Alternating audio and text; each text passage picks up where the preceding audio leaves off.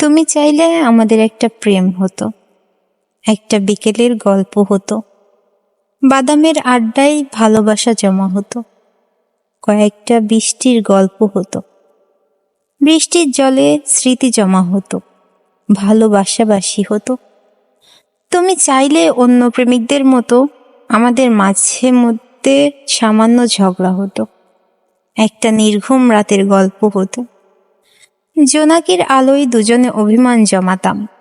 তুমি চাইলে আমাদের একটা সংসার হতো, একটা চিলেকোঠার মতো ছোট্ট ঘর হতো, একটা রুম, একটা সোফা সেট, একটা টিভি, একটা আলমারি, ডাইনিং টেবিল ইত্যাদি আসবাবপত্র দিয়ে ঘরটা মনের মতো সাজানো যেত।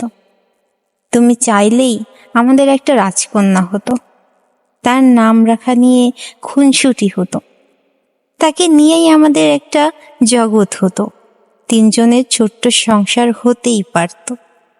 তুমি চাইলেই সব হতো, আমাদের একটা প্রেম হতো, সংসার হতো, ঘর হতো, কিন্তু তুমি চাইলেই না।